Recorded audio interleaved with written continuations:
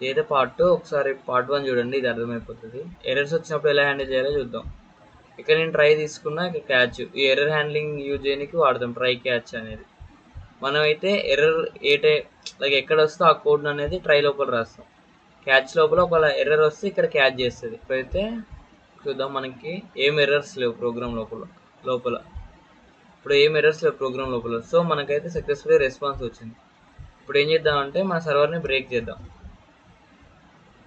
Break చేసి ఒకసారి refresh చేద్దాం పేజీని. లోడ్ అవుతుంది. ఇప్పుడు ఫెయిల్యూర్ టు లోడ్ డేటా అని వచ్చింది.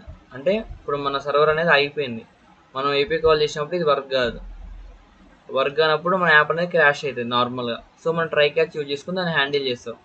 ఇక్కడ మనకి ఎర్రర్ వచ్చింది కాబట్టి ఇక్కడ క్యాచ్ చేసి మనం ఇక్కడ మెసేజ్ సెట్ చేస్తున్నాం, ఫెయిల్యూర్ టు లోడ్ డేటా అని. ఆ మెసేజ్ని ఇక్కడ మనం డిస్ప్లే చేస్తున్నాం. ఇలా ఎర్రర్ హ్యాండ్లింగ్ అనేది వర్క్ అవుతుంది. సో నెక్స్ట్ వీడియోలో మన కండిషనల్ రెండరింగ్ అంటే ఏందో తెలుసుకుందాం. This is day 54 of my journey. Follow and subscribe for the next part. By.